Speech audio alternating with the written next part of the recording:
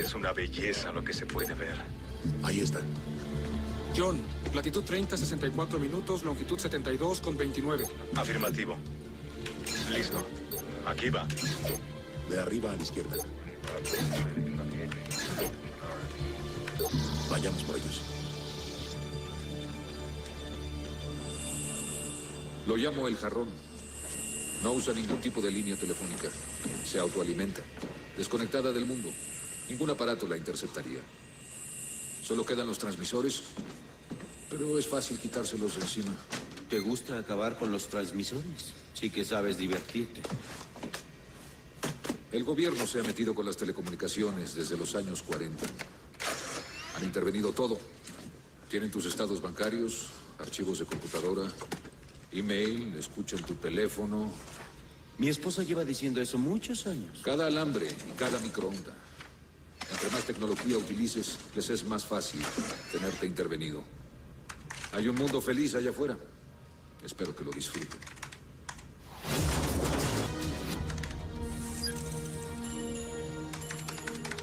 Ya está. Al parecer será fácil abrirlo. Teóricos del mundo unidos por las conspiraciones. Es más que una teoría para mí, Robert. Yo fui uno de los malos. Trabajaba para la NSA. Era analista de comunicaciones. Escuchaba llamadas internacionales, llamadas de otros países. La unidad de rastreo que descubrí en tu teléfono. Yo diseñé uno de los primeros modelos de la serie.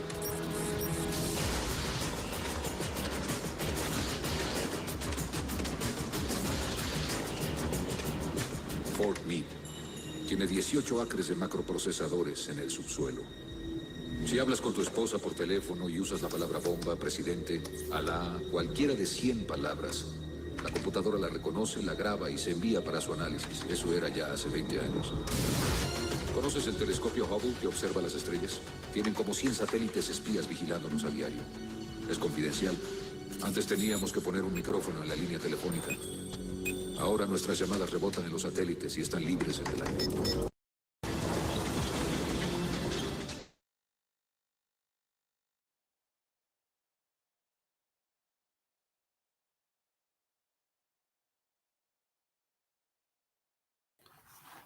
Hola, ¿qué tal? Buenos días. Buenos días a todos. Buenos días, Buenos Marcelo. días, buenos días. Acabamos de ver un segmento de una película para comenzar este tema que vamos a abordar el día de hoy sobre Big Data. Me presento, mi nombre es José Antonio Cejudo Hernández, trabajo en la Escuela Judicial Electoral. Y bueno, este tema de hoy lo vamos a abordar desde, digamos, desde otro punto de vista. Prácticamente ustedes han tenido, con sus profesores, son compañeros y son de formación en Derecho o en Ciencias Políticas. Bueno, y en este caso, en este curso, algunos de Comunicación. Sin embargo, bueno, el día de hoy me toca a mí darles esta charla con un enfoque un poco más técnico, y esto es en razón de que mi formación es de Ingeniería en Sistemas, ¿sí?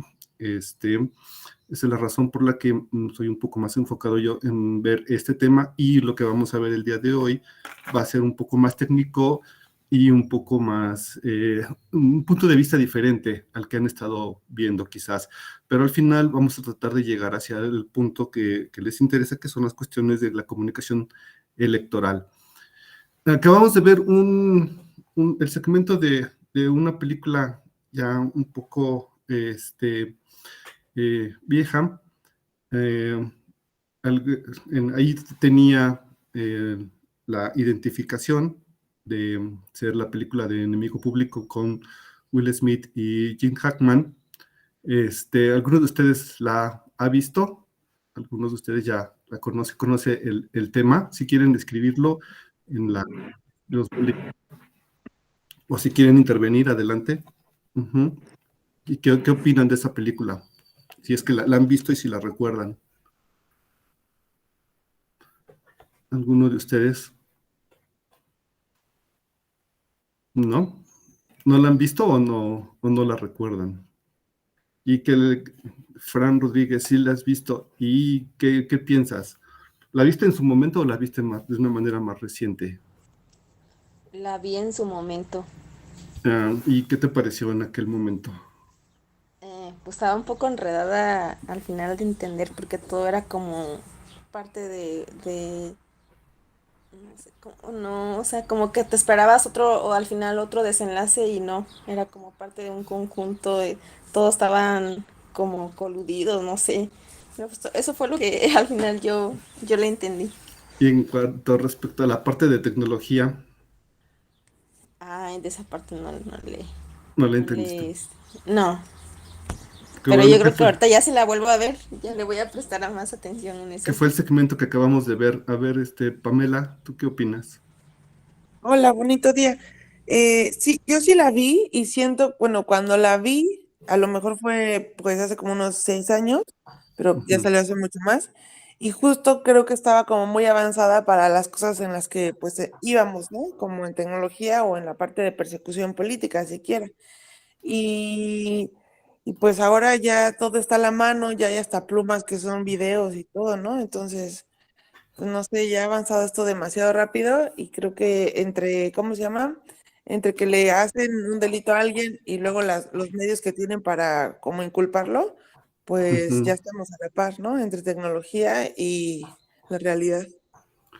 Sí, así es. La película es de 1998 y bueno, plantea un escenario donde se veía el acceso que tiene en este caso la Agencia de Seguridad de Estados Unidos al uso de satélites para ver, espiar a personas privadas, a personas, a civiles. Y en las secuencias de las escenas se veían mucho escenas sobre, como algunas que vimos, sobre eh, los edificios, personas corriendo.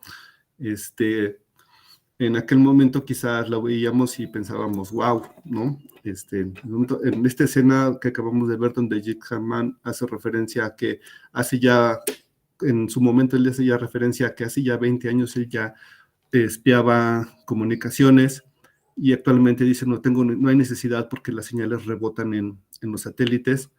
Bueno, pues actualmente podemos ver, tenemos acceso a ese tipo de tecnología en los propios celulares, ya ni siquiera en la computadora. En los celulares podemos tener acceso a vistas satelitales, no en tiempo real, no en tiempo real, pero sí las podemos ver, con lo cual podemos deducir que hay agencias o hay personas que sí tienen acceso a estas vistas en tiempo real o por lo menos con menos segundos de retraso. Uh-huh.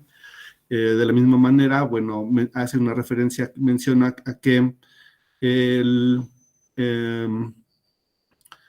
no es necesario que nos espíen si nosotros ya mismos compartimos nuestros datos, que ya incluso saben, tienen acceso a los relojes.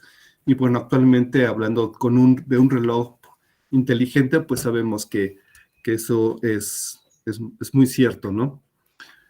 Um, Vamos a comenzar con esta parte. Entonces, eh, la, el tema, como lo obtienen en su descripción, dice que es Big Data y democracia, algo que se refiere a lo que es algoritmos, inteligencia artificial, machine learning y su uso en campañas electorales. Es un poco amplio el tema. Por supuesto que tampoco es cuestión de profundizar porque no es la función eh, de esta clase y del seminario, del diplomado en general, que es una cuestión más sobre comunicación electoral. Pero bueno, eso es importante, se ha considerado por parte del coordinador de la materia que veamos esta desde un punto de vista un poco más, quizás un poco técnico, ¿no? Y para comenzar, podemos hacer una reflexión que supongo que algunos de ustedes quizás hayan por ahí escuchado, es que pues no existe nada gratis en Internet, ¿no? Que en realidad si no pagas por algo, no eres el cliente, sino el producto que se vende. Y en este caso, pues, lo que somos información, somos datos, Y en este punto quisiera compartir con ustedes, a ver, que les tiene que aparecer ahorita una pregunta y vamos a ver, cuando piensan, bueno, cuando escuchan hablar de Big Data, ¿en qué piensan? Ujú. ¿Sí ven las preguntas? ¿Sí les aparecieron las preguntas? Ujú. Sí, ya están votando. Ujú.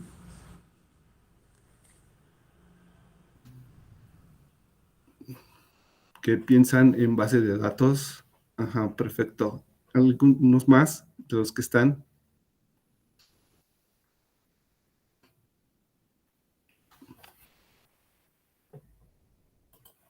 Ujú.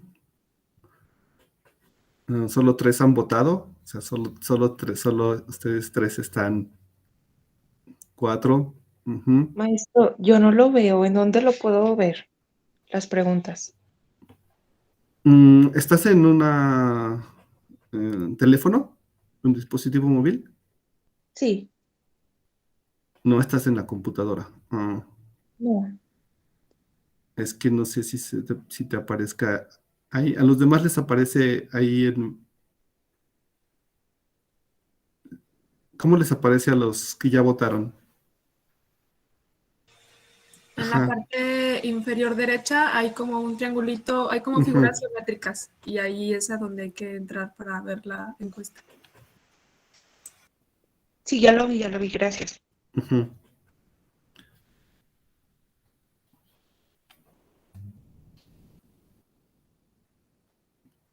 Ok, bueno, de los que han votado hasta ahorita, la mayoría dice que cuando escuchan hablar de Big Data piensan en bases de datos.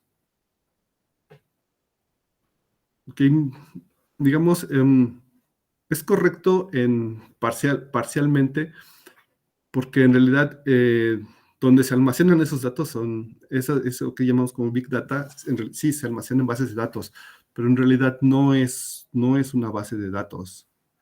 Ujú. El Big Data en realidad es una tecnología o un conjunto de tecnologías, ujú, que se utilizan para hacer lo que llamamos explotar la información y obtener las bases de datos, obtener información de esos. Ujú. Ok, vamos a ver un poco más esto. Y para empezar, vamos a ver una serie de conceptos para tratar de ir entendiendo cómo funciona esto. Teníamos la primera parte que es un dato. Ujú. Los datos eh, son elementos que califican algo que en realidad es una parte que por sí sola puede no dar información y que en realidad solamente califica el atributo de algo, es decir, por ejemplo, eh, el nombre de una persona, la edad de la persona es el calificativo, que es el atributo que tiene el dato edad. Y cada una de estas partes que se van componiendo se van recopilando, pero los datos por sí solos no representan gran cosa. Lo que se requiere para que los datos obtengamos información, se requiere que sean catalogados. Cuando empezamos a catalogar y a separar, a segmentar esta parte, es decir, separar cuáles son la información de una persona por el atributo del nombre, el atributo de la edad, sexo, el dónde trabaja, etcétera, salario, demás, empezamos a catalogar estos datos y obtenemos información. Una información que en un proceso más adelante que vamos a ir viendo a través de la tecnología, esto ya existía, pero a través de la tecnología nos ha permitido ir avanzando a un ritmo cada vez más rápido, que permite hacer esta clasificación casi en tiempo real y a la vez de la cual obtenemos conocimiento. Lo importante de la información es que genere conocimiento, lo que vamos a ver un poco más adelante, que es lo que genera el Big Data. A través de esta información, conforme se va haciendo la relación de cada uno de estos puntos, vamos obteniendo un conocimiento más acertado de toda esa información. Y cuando llegamos al punto específico de lo que es el Big Data, llegamos a esta parte donde se puede reconocer que es como la visión, cuando empezamos a encontrar correlaciones entre dos datos o dos fuentes de información que aparentemente no están relacionadas, pero que a través de los algoritmos que vamos a ver que se utilizan y la tecnología que se utiliza, se encuentran ciertas relaciones, podamos empezar a tener un poco más lo que es una visión más global de lo que estamos buscando. Y finalmente, bueno, aquí la traducción estaba hecha como sabiduría, pero en realidad, bueno, lo que logramos es justamente cuando podemos entender cómo están relacionados esos puntos, es cuando logramos llegar a esta parte de lo que es la información que obtenemos de cada una de las fuentes que vamos revisando.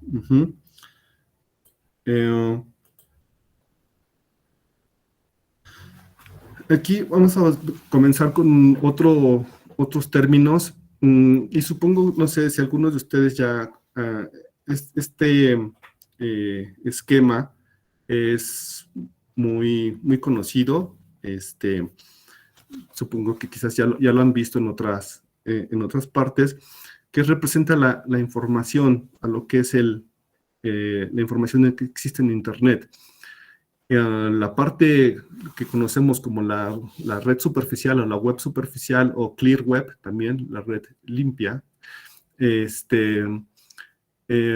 representa solamente un pequeño porcentaje de todo lo que se utiliza de todo lo que existe, toda la información que existe en Internet y que es accesible a través de los motores de búsqueda como Google, Bing, y que utilizamos para ver redes sociales, que es realmente la que estamos navegando prácticamente todo el tiempo cuando tenemos acceso a Wikipedia y demás. El otro 90% del Internet se conoce como Deep Web, y en realidad la Deep Web no es la parte oscura, que eso lo vamos a ver más adelante.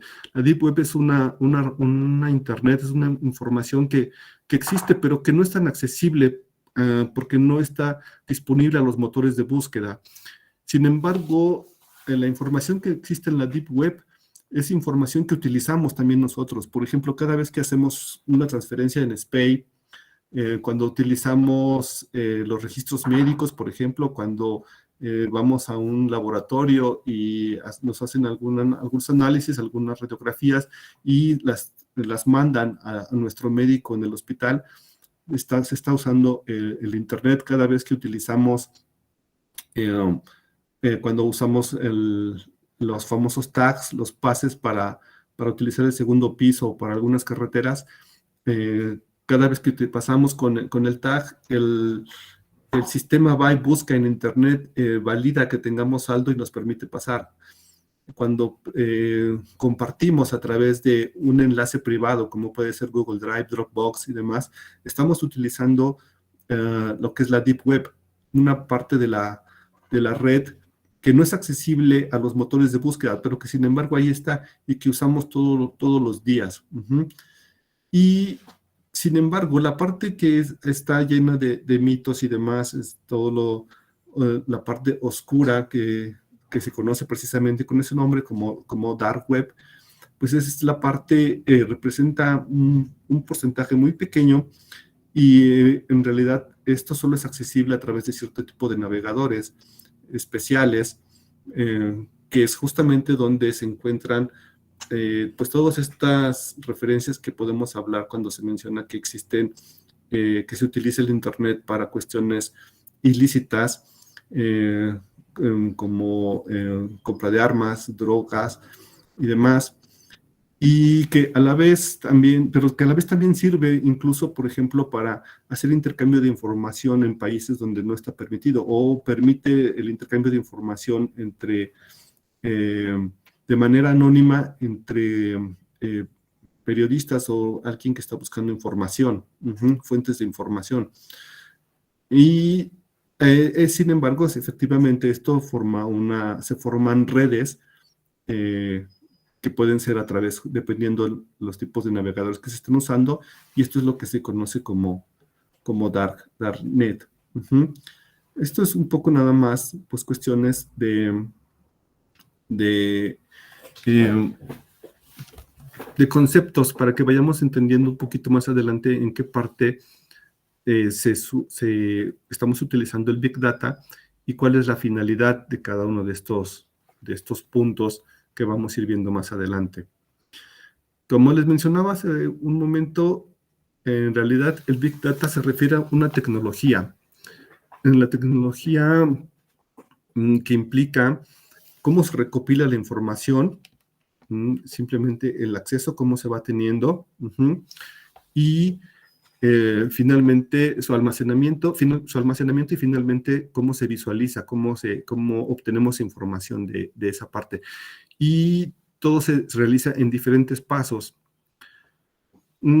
Anteriormente, el Big Data, hace algunos años, bueno, o lo que se conoce, de lo que actualmente que se conoce como Big Data, empezó realmente con estas 3 Bs que están aquí a la parte de arriba, que se conocen como volumen, que son las características del Big Data, que es la cantidad de información que se está generando y que va a ser procesada. Evidentemente, conforme han pasado los años, cada vez el volumen de información que se transmite en Internet ha crecido, va creciendo de manera exponencial y cada vez es necesario almacenar este tipo de información, pero también al mismo tiempo se han estado reduciendo los costos para poder almacenar esa información. Ya no es tan caro almacenar la información, al menos de manera como lo era en un principio de las computadoras. También teníamos la variedad. La variedad es otra característica de los datos que tienen, que es los datos los encontramos en diferentes formas, porque provienen de diferentes fuentes. Pueden ser datos estructurados y no estructurados, se conocen. Como estructurados, pues tenemos los datos que se reconocen fácilmente, como son los nombre de una persona, la edad, sexo, atributos bien definidos. Y datos no estructurados reconocemos aquellos, por ejemplo, fotografías, archivos de video, de audio, que requieren un procesamiento especial antes de poderse almacenar y poder definirse como para poder ser utilizados para obtener información. Y la velocidad, pues también es otra característica que se tiene, que es la velocidad con la que se van creando estos datos y que van aumentando.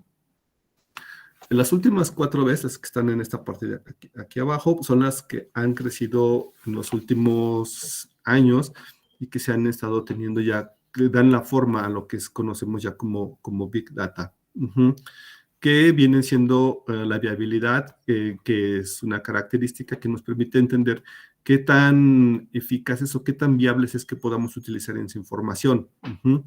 Podemos tener información, pero no resulta útil para su explotación. Esto muy relacionado con la parte del valor, que es en realidad, al momento que esa información se convierte en un elemento para poder hacer una toma de decisiones, pues se convierte en un conocimiento. Y la veracidad es otro punto también muy importante del Big Data, porque es que es tan confiable, el grado de confiabilidad de la información que obtenemos. Es muy importante para ello tener este grado de información. Y finalmente la parte que se representa, pues es la visualización, que es cuando ya tenemos una representación visual, porque es mucho más fácil y legible para nosotros cuando esta tecnología nos presenta cada uno de los elementos que la componen. Esta es la parte donde les menciono que el Big Data es una tecnología, no son bases de datos. Las bases de datos son solamente, digamos, esta parte donde está, digamos, el volumen y la velocidad, quizás un poco la veracidad, donde se van almacenando los datos, pero en realidad el Big Data requiere de tecnologías, en primera, para hacer la recopilación de los datos, segunda, para limpiarlos, otro proceso para procesarlos e irlos catalogando, clasificando en cada uno, y posteriormente entra la parte de los algoritmos, donde empiezan a hacer un análisis de cada una de estas partes, y finalmente tenemos otras tecnologías que son las que nos dan la representación visual de la información, que es lo que ya tenemos. Dentro de las capacidades que tiene el Big Data, que ha generado toda esta nueva tecnología, es que ofrece nuevos tipos de datos. Es una gran capacidad que ha permitido, porque, por ejemplo, los datos tradicionales que podemos obtener, pues son los que hemos estado mencionando: el nombre de una persona, su edad, sexo, etcétera, datos ya definidos. Sin embargo, a través del gran volumen de información podemos obtener ahora cuestiones como nuevos tipos de datos, por ejemplo, ya la ubicación. Las fotografías muchas veces vienen ya por, incluso los teléfonos ya tienen la geolocalización y proporcionan este tipo de datos. Otra capacidad del Big Data es que proporciona datos honestos. Es muy fácil, se menciona en algunos libros, por ejemplo, que es muy fácil incluso a veces mentir en las encuestas, cuando se están haciendo recopilaciones, y si en algún momento nos están haciendo la encuesta, sentimos que la pregunta evidenciaría cierto tipo de cuestiones personales, podemos fácilmente mentir. Sin embargo, cuando estamos en Internet, realmente estamos proporcionando datos honestos, estamos proporcionando datos relacionados con nuestras relaciones personales, por ejemplo, en las redes sociales, con lo cual estamos proporcionando, dándole veracidad a esos datos. Y otra gran capacidad que tiene el Big Data es que ha permitido que enfocarse en grupos pequeños. Esto, pues como lo sabemos, es viable porque ha dado vista a personas que no lo tenían, cuestiones, permite enfocarse en grupos grupos vulnerables, pero también al mismo tiempo ha permitido que sean utilizados para dar vista a grupos más radicales, como pueden ser grupos supremacistas.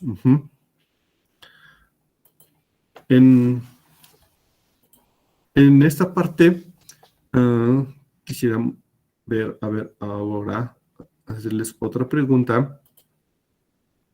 Por ejemplo, estamos hablando todo el tiempo de algoritmos, pero en realidad, ¿qué es un algoritmo? ¿O qué entendemos por algoritmo?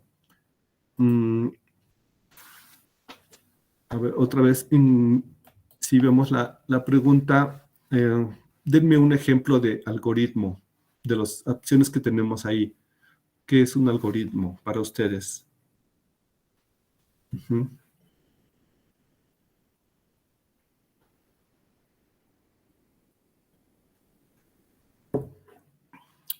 Es el resultado de varias acciones en las plataformas. Sí.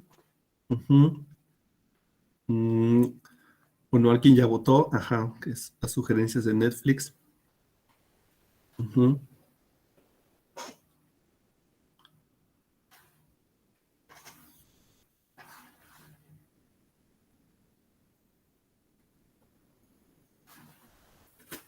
Ok.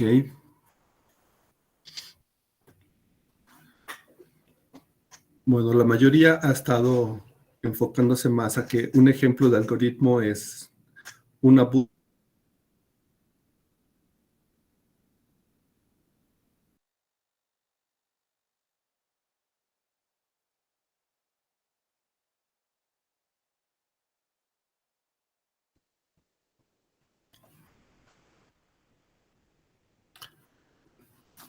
¿Qué es lo que hemos estado, lo que tenemos al alcance más común? Decir que estamos viendo que el algoritmo de Netflix nos conoce mejor que nosotros mismos. Sin embargo, la búsqueda en Google y los resultados de las sugerencias de Netflix no son un ejemplo de algoritmo, son el resultado de la ejecución del algoritmo. Un algoritmo se parece más a una receta. Una receta es una serie de pasos para obtener algo. Esto lo podemos entender más fácilmente con este ejemplo porque para poder llegar a obtener un pastel tienes que seguir una serie de pasos que debes seguir. Requieres ingredientes, esos ingredientes requieren un proceso que te va explicando la receta y el resultado que obtienes es un pastel o un platillo. El algoritmo es lo mismo, el algoritmo es una serie de pasos que está programado en la computadora que dice qué tiene que hacer con la información. En este sentido, el resultado de la búsqueda de Google es lo que buscamos. El algoritmo de Google hace ejecuta esa serie de pasos y presenta el resultado de la búsqueda. En el caso de Netflix también es lo mismo. Y en este punto, para ir empezando a adentrarnos en esta parte sobre lo que se producen con los resultados de los algoritmos y de lo que son, vamos a empezar, por ejemplo, que el algoritmo de Netflix, en su origen, estaba basado en la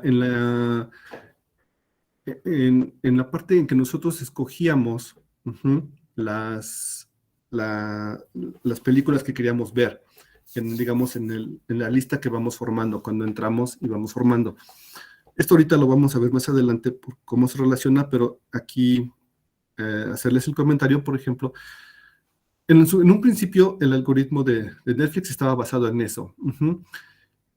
Ustedes han estado al principio si no mal recuerdo, en una de las primeras clases con Vero, ven una parte que se refiere a lo que es la espiral del silencio. Esta parte donde este fenómeno que va produciendo que no todo lo que pensamos se vaya expresando de la manera, sino que nos vamos autorregulando de alguna manera sobre lo que se espera de nosotros. En este caso, por ejemplo, en el algoritmo de Netflix nosotros podemos entrar y mencionar que queremos ver una serie de películas porque nos han recomendado, porque nos han dicho, porque sabemos que existen y finalmente las vamos seleccionando y vamos viendo. Y en este caso puede ser que vayamos seleccionando películas tal vez de arte, películas clásicas y demás.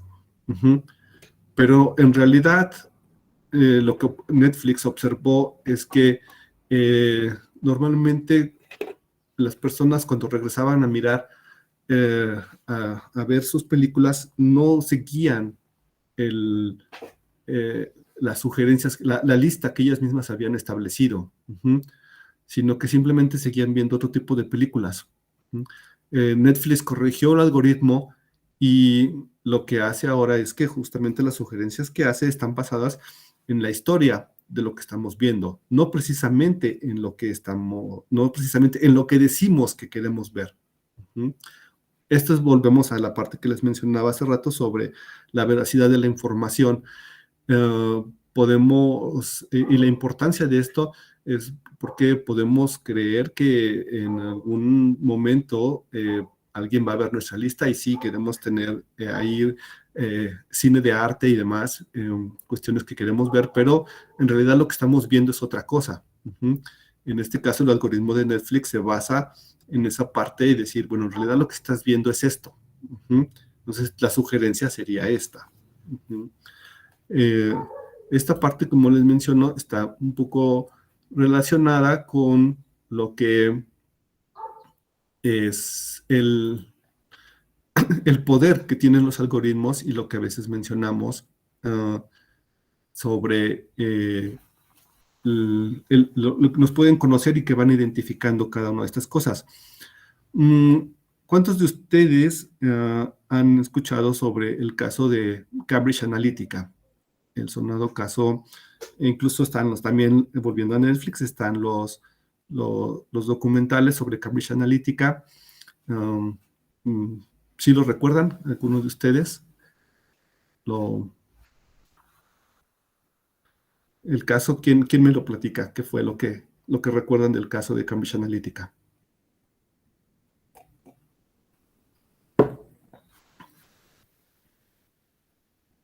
¿Para qué se utilizó?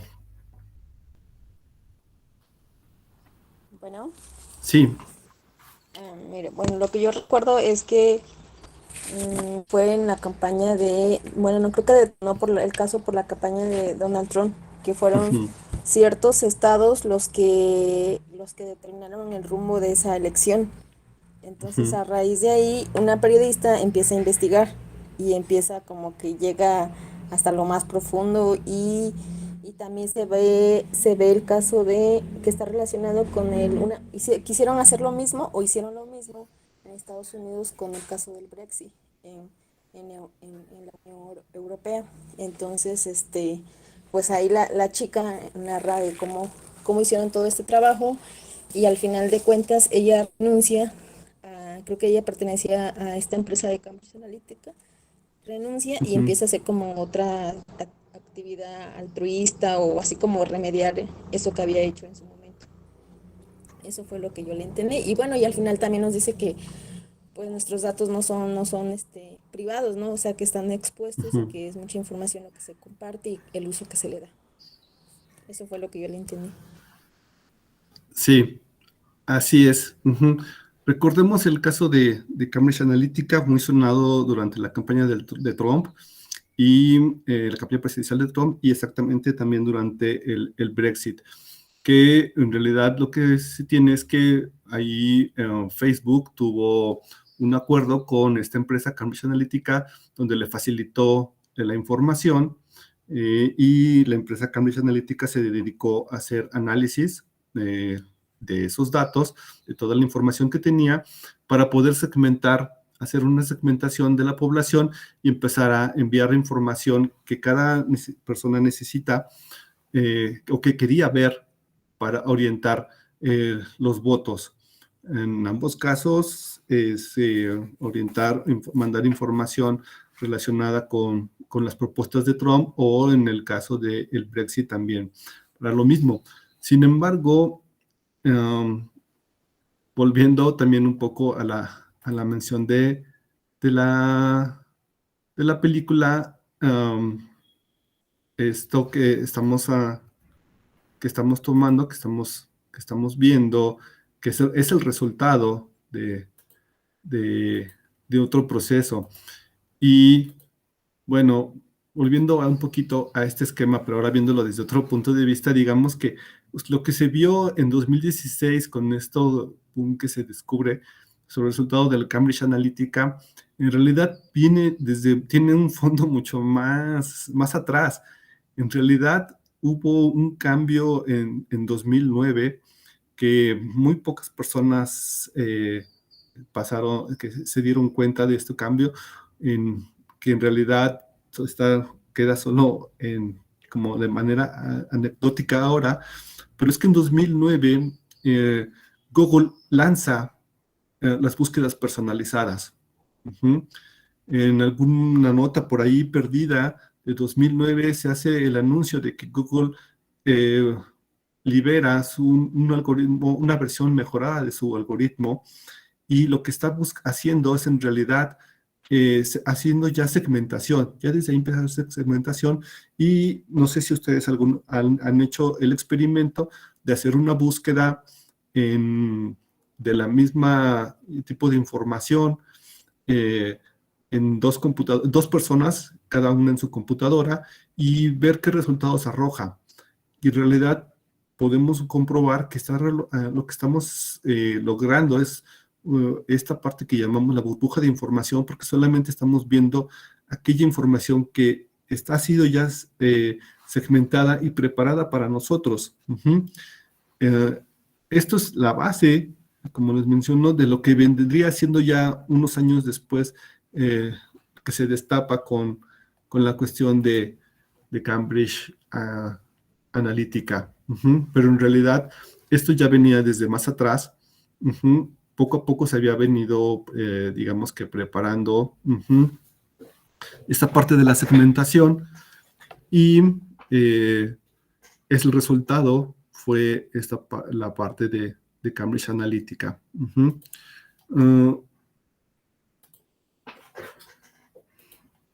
Como les mencionaba, esto tiene algo de relación con lo que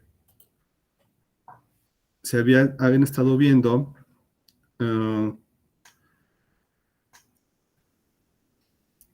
con la parte de las redes sociales y la espiral del silencio.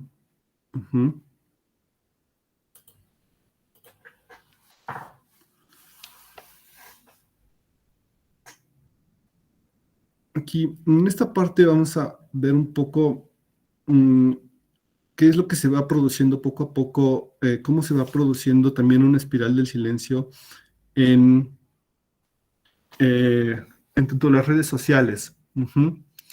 Como mencioné aquí, es muy común que los usuarios de las redes sociales compartan contenidos en los que sepan que sus seguidores están de acuerdo o que no vayan en contra de la opinión de la mayoría.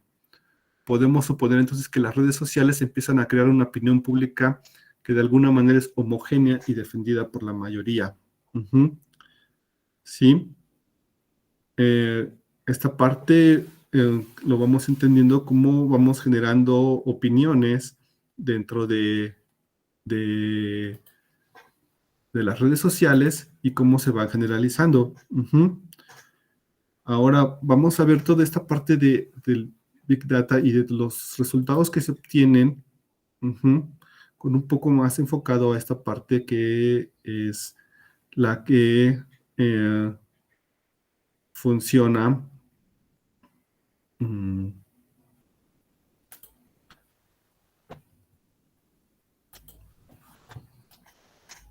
las cuestiones de la que estamos viendo ahorita, cómo funciona. Vamos a ver este video. Esta pequeña ciudad en el centro de Macedonia adquirió fama internacional de la noche a la mañana. En Veles viven unos 50.000 habitantes. Desde aquí, presuntamente, se influyó en la campaña electoral estadounidense a favor de Donald Trump mediante noticias falsas publicadas en Internet. Veles no parece un segundo Silicon Valley, con transferencia de datos a alta velocidad. Tampoco parece plausible un complot de hackers con motivaciones políticas. Más bien parece que un grupo de jóvenes con conocimientos informáticos descubrieron en la campaña electoral una fuente de ingresos y la explotaron publicando historias ficticias con éxito. La idea surgió buscando formas de ganar dinero rápido, obteniendo clics en nuestra página web. Nos dimos cuenta de que Donald Trump tenía muchos seguidores. Asegura uno de estos jóvenes que prefiere mantener el anonimato. Al principio teníamos 15.000 miembros, el 100% eran estadounidenses. Al final eran casi 180.000 usuarios y 200 personas trabajando para las páginas. Según los expertos del portal de investigación Mimikama, esta no es una historia inusual. Lo que se hizo en Veles tenía poco que ver con un intento de influir en la política. En el caso de las noticias falsas, lo que importa es el tráfico. La gente entra a las páginas atraída por ciertos temas, con un clic se activa la publicidad y con la publicidad se gana dinero. Ganar mucho dinero con noticias falsas, un modelo que funcionó en Veles durante la campaña electoral estadounidense. No quiero hablar de mis ingresos personales, pero en promedio se llegaba a unos 5.000 euros al día.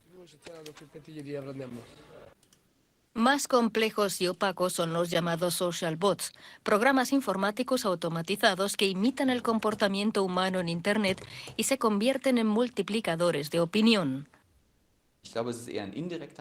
Su influencia es más bien indirecta. Los bots distorsionan las tendencias y conducen a una polarización en las discusiones. Las voces más moderadas se ven relegadas. Las consecuencias que eso tiene para la sociedad es una pregunta abierta. En otras palabras, lo que sucedió en Macedonia no es una excepción, sino un ejemplo de lo que en Internet se puede ganar, publicar y manipular.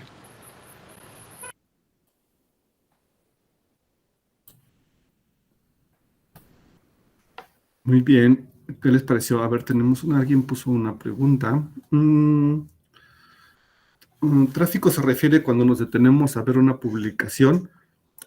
Sí, Sí, el tráfico es todos esos clics que vamos dando y que vamos generando. Por ejemplo, ahorita que ponía la otra noticia sobre que está en la página de Forbes, pero aún así aparece información. Si yo diera clic sobre una de las publicaciones adicionales, de la publicidad que aparece al lado, empiezo a generar tráfico.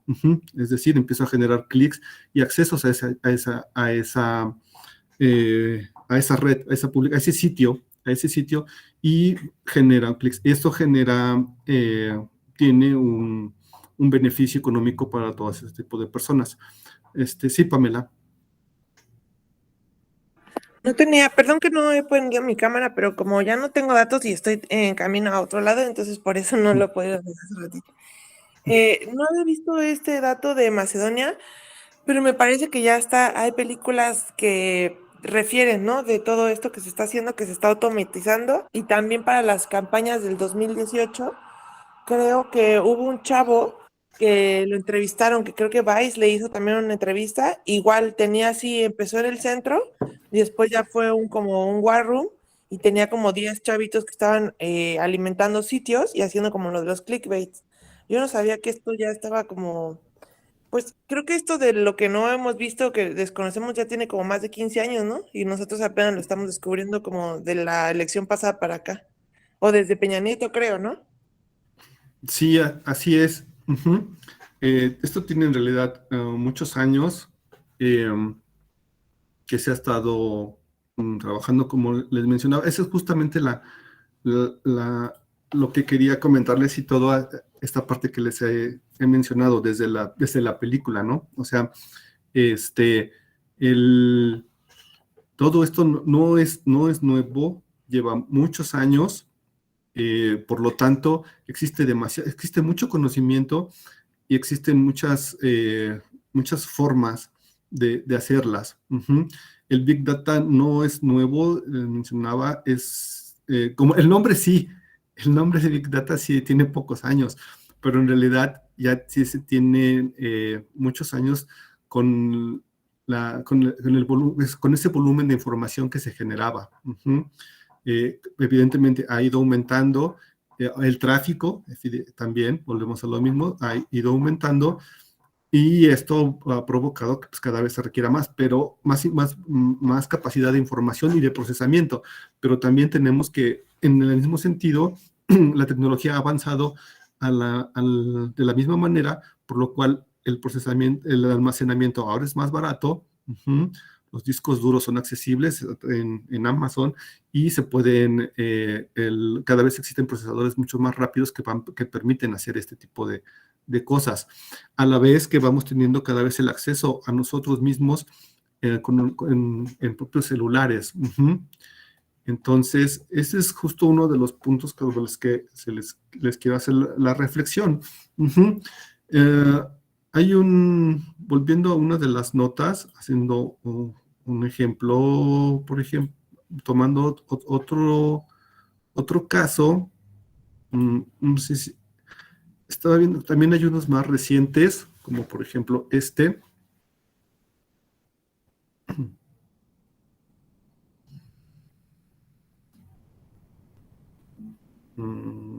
¿Sí lo ven? No se cargó, ¿verdad?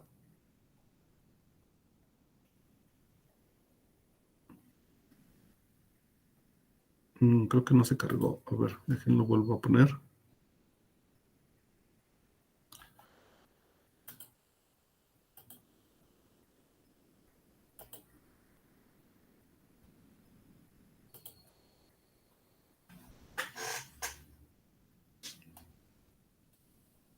Ahora sí, ¿verdad?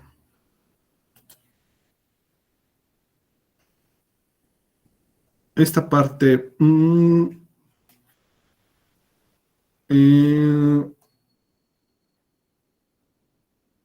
esta nota es una reciente, pero también, si recuerdan, hubo una en 2018 cuando salió la primera vez que el padrón electoral había sido encontrado en Internet. Aquí salió, bueno, al final de cuentas, es decir, que no correspondía a la información actualizada, sino que era una copia de un padrón anterior. Que esto al final de cuentas había sido filtrado. Y bueno, también ha habido casos, ese es uno de los, y también tenemos el caso de que, bueno, donde sí hubo una sanción, incluso por parte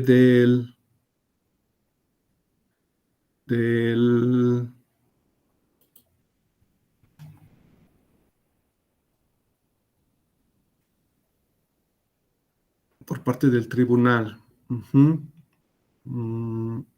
Me parece que está.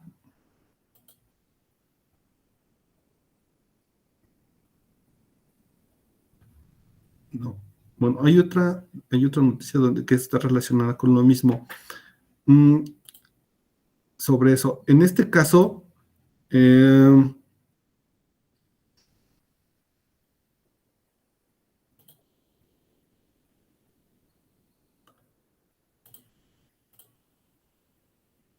qué parte, volviendo a nuestro esquema anterior, estas notas sobre filtración de información de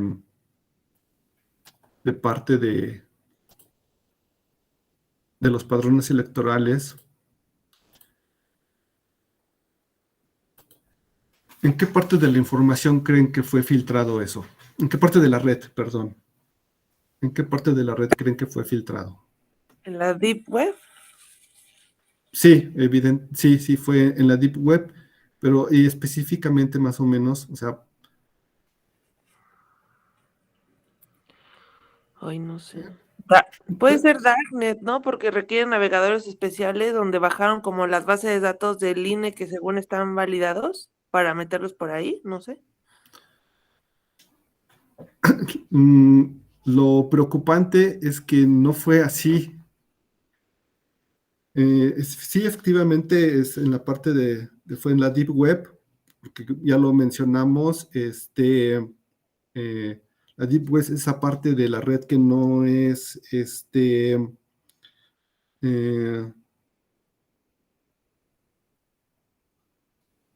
no es accesible a través de los motores de búsqueda.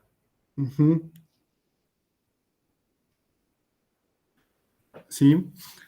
El problema es que estaba digamos, en una parte no disponible a través de motores de búsqueda, pero ni siquiera se llegó a hacer algo tan digamos, tan profundo como puede ser algo que se hayan metido y que lo hayan explotado a través de hackers y demás de la dark web. El punto es que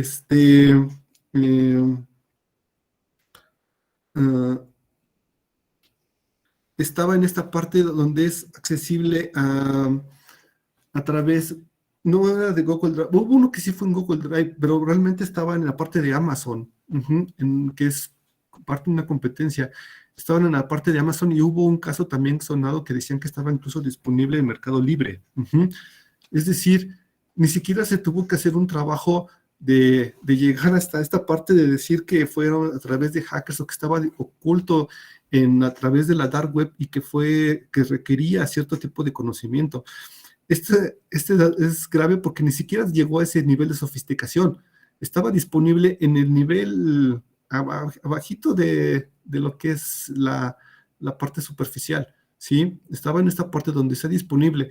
¿Esto qué quiere decir entonces? El problema no es que haya sido a través de hackers o cuestiones más sofisticadas. Esto fue un error humano, voluntario o involuntariamente. Esto ha estado disponible a cuestiones que ni siquiera requieren un grado de sofisticación muy elevado. Esto es algo que ha sido filtrado, fue un error de alguien en algún momento, en el caso creo que de 2018 me parece que fue algo así como que lo habían colocado para pasárselo y pusieron el padrón en uno de los servicios de Amazon.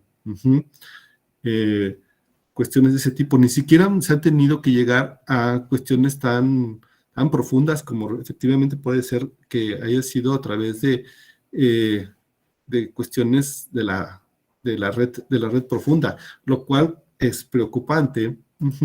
porque este caso, o sea, realmente lo que refleja es que no fue alguien que lo haya hecho con algo muy sofisticado. Vamos a ver otro video respecto a ese tipo de cómo se están manejando las cuestiones de noticias ahora falsas.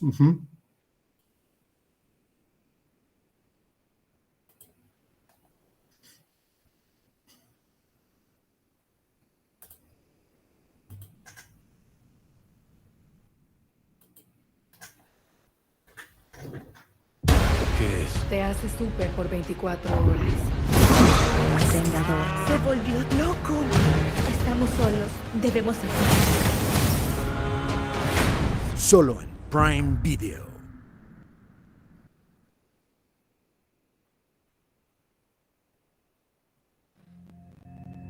Abres el portátil y compruebas las noticias. ¡Sorpresa! ¡Horror! La Tierra gira ahora en sentido contrario.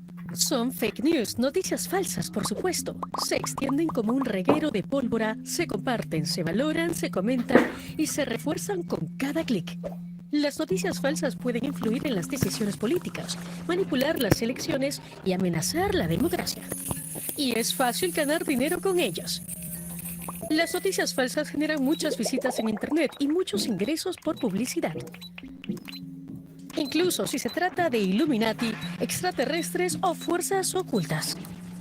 Los gigantes tecnológicos como Google o Amazon también publican anuncios personalizados en los sitios de noticias falsas, ayudando así a financiarlos. En Europa, las páginas de desinformación reciben unos 62 millones de euros al año. Los fake news para perjudicar a las empresas, hundiendo el valor de las acciones, destruyendo su imagen, enfadando a los inversores. La desinformación lo logra rápidamente. 1 de cada 4 empresas en Alemania ya se ha visto afectada. Unos 63.000 millones de euros al año le cuestan las noticias falsas a la economía mundial. Seguidores, like e incluso campañas enteras pueden comprarse fácilmente. En la Darknet, una noticia falsa puede costar tan solo 10 euros. Los compradores son competitivos.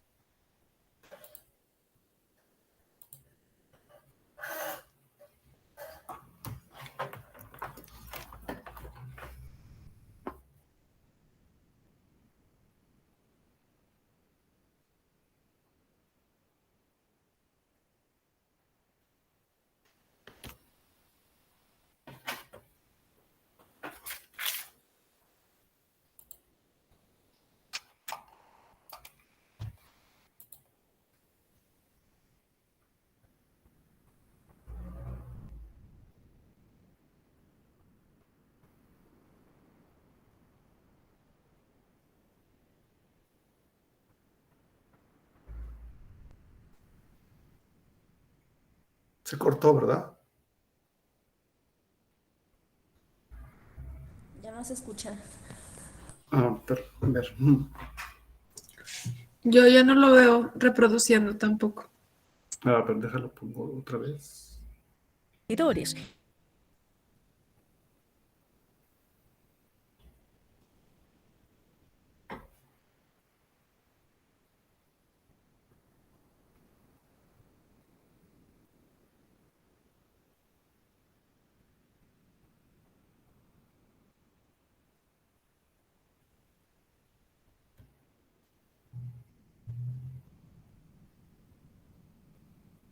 Euros al año le cuestan las noticias falsas a la economía mundial. Seguidores, like e incluso campañas enteras pueden comprarse fácilmente. En la Darknet, una noticia falsa puede costar tan solo 10 euros. Los compradores son competidores, empleados frustrados o delincuentes que apuestan, por ejemplo, a la caída en la cotización de una empresa. Las redes sociales actúan como catalizador de las noticias falsas, pues carecen de reglas claras. Algunos canales toleran las noticias falsas, otros prohíben la propaganda política y otros emplean verificadores de hechos. A través de sus filtros y criterios, las empresas tecnológicas construyen una nueva realidad y hacen que la verdad se desvanezca. Pero en último término, la responsabilidad radica en los usuarios. Son ellos quienes deciden si difundir o frenar las noticias falsas.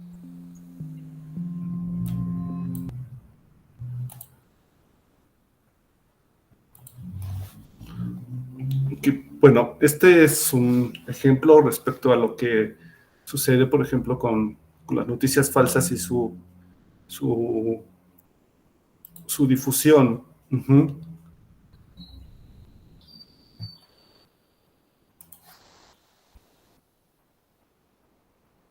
Retomemos ahora un poco, por ejemplo, que es otro caso que ha sido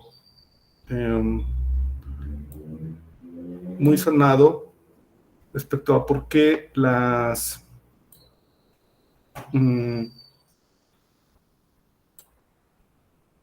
¿por qué las redes sociales, por qué las empresas están promoviendo la difusión de este tipo de noticias? Miren, aquí estaba esta parte que les había comentado, ya lo encontré. En realidad, esto es lo que pasó en ese momento, cuando confirmaron que se subía el padrón electoral a Amazon, es lo que les comentaba.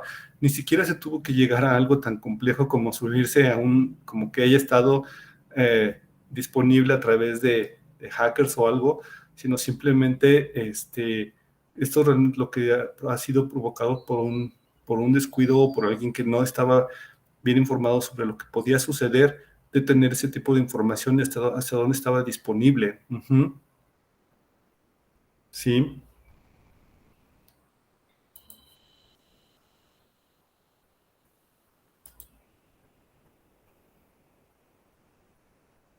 Bueno, ahora vamos a ver una parte, solo un segmento de una parte sobre por qué se promueven las cuestiones de cierto tipo de noticias o videos extremos. Uh-huh.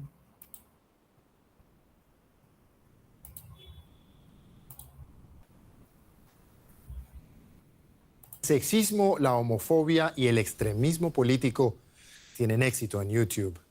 Aunque hay mucho contenido de calidad, son los videos radicales los que atraen a las audiencias y generan muchos beneficios, tanto para los propietarios de los canales como para la plataforma misma.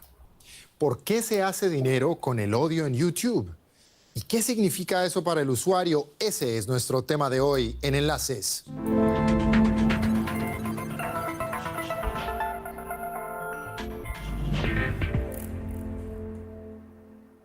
Los famosos algoritmos de recomendación de YouTube favorecen contenido que polariza. Y sí, eso radicaliza a los usuarios. Los conservadores, por ejemplo, se orientan hacia canales de extrema derecha, como ha demostrado un estudio realizado en Brasil a partir del análisis de 79 millones de comentarios. ¿Qué dice YouTube al respecto? Susan Wojcicki, directora ejecutiva de la plataforma, ha anunciado cambios en las pautas de la comunidad. Ahora YouTube promete eliminar más rápido el contenido que infringe las políticas de la plataforma, darle prevalencia a voces con autoridad científica, reducir la difusión de contenidos radicales y elevar los estándares para la monetización. Todo eso pinta muy bien, pero ¿funcionará en la práctica? No todos están convencidos. El periodista estadounidense Carlos Massa acusa a YouTube de no apoyar a las minorías. ¿Por qué? Fue expuesto a continuos insultos homófobos de otro youtuber, Steven Crowder, que simpatiza con el populismo de derecha.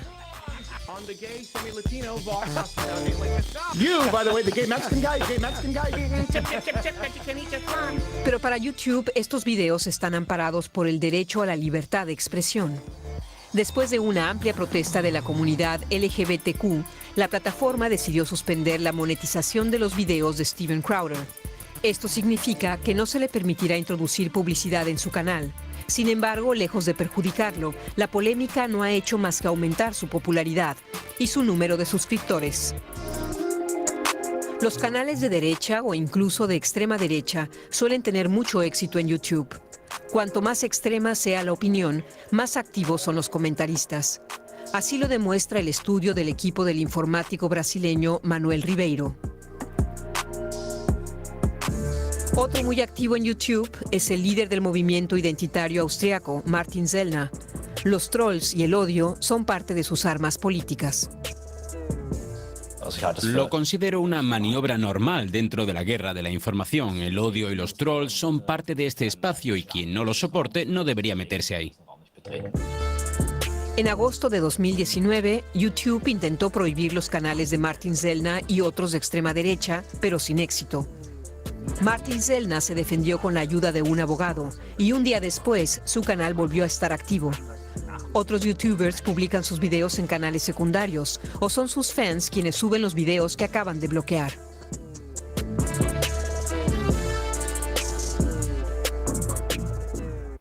Puede ser un lugar difícil. Un lugar donde los trolls y los haters, los que difunden el odio, se mueven con impunidad. El contenido radical puede ser retirado, pero otros usuarios lo vuelven a subir 3 minutos después. Y al que no le guste, le queda solo una opción: borrar su cuenta. Pero ¿es necesario llegar a esos extremos? Parece que sí. El matoneo en YouTube puede golpear muy fuerte y a cualquiera. Ese es el caso de Brennan Gilmore en Estados Unidos. Él recibió amenazas de muerte y las teorías de conspiración sobre él siguen circulando en línea y generando miles de clics. Vivir bajo el flujo de estas amenazas constantes te cambia psicológicamente. Siempre estás pensando que alguien te está vigilando. El exfuncionario del Departamento de Estado estadounidense estuvo presente en los disturbios de Charlottesville en 2017, en los que un auto irrumpió contra una multitud de manifestantes que protestaban contra la marcha de grupos de ultraderecha. Brennan Gilmore filmó con su celular el atropello en el que murió una joven. Cuando vi lo que había grabado, se lo entregué primero a la policía. Yo mismo entendí que no había sido un accidente. Estaba claro que este tipo tenía 1 millón de opciones más antes que atropellar a esa multitud. Pensé que era importante mostrarlo, así que lo subí. Poco después, sitios web de ultraderecha como el grupo Infowars empiezan a afirmar que Gilmore escenificó el atentado de Charlottesville. Lo acusan de pertenecer a un gobierno en la sombra que quiere derrocar al presidente Trump con el apoyo de la CIA. Esta teoría conspirativa se propaga rápidamente en Internet y es dañina como un virus. Las consecuencias del ciberacoso cambian su vida. Hasta hoy sigue recibiendo amenazas.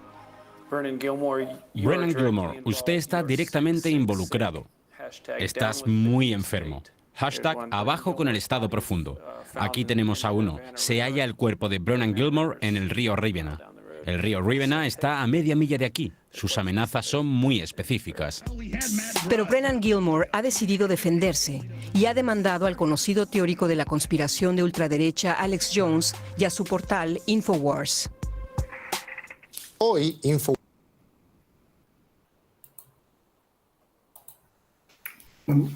Este es un caso específico para YouTube, pero bueno, hemos escuchado casos de este tipo de situaciones en otras redes sociales. Específicamente, por ejemplo, puede ser Twitter y en algunos casos más extremos a través de otro tipo de redes sociales o un acoso ya directo en redes sociales como tipo WhatsApp. En esta parte, que es la que, digamos, involucra todas las cuestiones y violaciones a los derechos individuales de las personas, que en este caso es la especialidad de algunos de ustedes, no sé, quisiera que me expresaran su opinión al respecto, ¿no? Sobre este tipo de situaciones, de lo que se está provocando con este tipo de situaciones, ¿no? Ya lo hemos mencionado, no es nuevo. El Big Data se relaciona con esto porque permite segmentar la información, permite segmentar a las poblaciones, como lo vimos en el caso de Cambridge Analytica, y empezar a mandar la información a ese tipo de personas que requieren. El problema con el Internet es que nos va creando esta burbuja donde únicamente podemos o tenemos acceso a lo que queremos ver y a lo que queremos ver sobre ciertas situaciones, sobre las personas que conocemos. Hay un estudio sobre el impacto de lo que son las redes sociales y cómo nos comportamos en cada caso. Por ejemplo, hay un ejemplo, este es solamente uno de las preguntas sobre cómo nos vamos comportando. En este caso, la pregunta, por ejemplo, que si estuviéramos hablando sobre la vigilancia los programas de vigilancia del gobierno, ¿cómo nos sentiríamos? ¿Qué tan cómodos nos sentimos hablando de este tema en diferentes situaciones? En el primer caso, en la parte en una cena familiar, ¿qué tan cómodos nos sentimos hablando sobre el tema? Bueno, aquí tiene un 40%, se sienten más cómodos. Como observamos, esta parte, que es la parte donde nos sentimos confortables hablando del tema, va disminuyendo sobre esta pregunta, sobre cuando estamos hablando en un restaurante con amigos, dentro de una reunión de la comunidad, en el trabajo, en nuestros perfiles de Facebook y en nuestros perfiles de Twitter. Como lo pudiéramos observar, a diferencia de que tal vez se piense que a través de la red podemos expresar ciertas situaciones a través de las redes sociales, pero también es cierto que, puesto que en nuestras redes sociales estamos expuestos a la vista de otras personas, también empezamos a tener cierto tipo de ocultar, de caer justamente en la espiral del silencio y de ya no sentirnos tan cómodos de estar expresando nuestras opiniones, por lo cual empiezan a promover cierto tipo, las fake news, las cuestiones que no son tan ciertas, y nos empezamos a dejar envolver en esta burbuja sobre este tipo de información.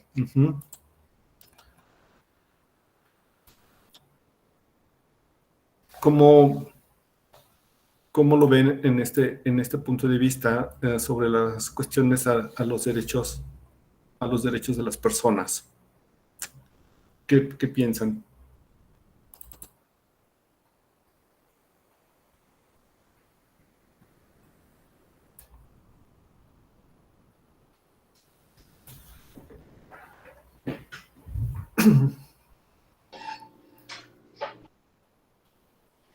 Disculpe, ¿puede volver a repetir? Sí, también, por favor.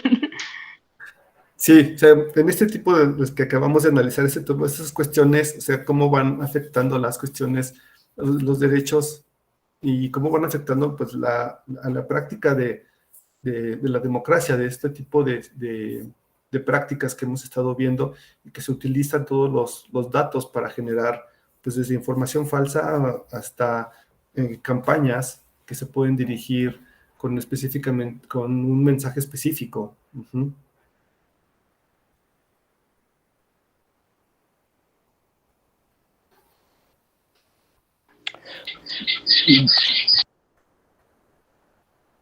Sí, Jaime. Sí, profesor, yo iba a decir que se afecta, creo yo, que lo que está muy vulnerable, no necesariamente se afecta, pero sí está muy vulnerable, es la libertad del voto. O sea, la información que en un momento dado se hizo con la finalidad de tener más libertad en nuestra decisión, realmente esa información nos está sugiriendo, nos está encaminando a tomar una decisión en tal o cual sentido. Y más, si por ejemplo es información falsa, pues entonces no podemos hablar de libertad del voto. Creo que digo, siempre que se trate de información falsa o verdadera, este tipo de uso de información hace que nosotros realmente no estemos votando de manera libre. Sí, así es. Estamos expuestos a que ya cierto tipo de orientación, de segmentación. Y en este caso, ¿qué podríamos hacer para protegernos? No se me ocurre otra cosa, porque realmente es algo tan sutil que se hace con mucha información, y lo hacen expertos que tienen mucho conocimiento en el uso de la información. Yo creo que más bien el ciudadano tiene que quizá conocer los alcances de la información que está viendo, y ya que cada ciudadano, igual como con el voto, sea libre de decidir si mete su información a esas plataformas o no. digo, consciente de los alcances que la información que introduce a la red, pues puede tener en sus vidas. Así es, efectivamente, de la información que ponemos disponible a cada uno en cada una de nuestras pues, redes sociales o la cuestión que ponemos disponible en Internet. María de Lourdes dice, creo que el bombardeo de información en muchas ocasiones influye en la modificación de nuestro criterio, lo que pone en riesgo el ejercicio pleno de la democracia. Así es, efectivamente, van mermando ciertos derechos. Sí, Carla.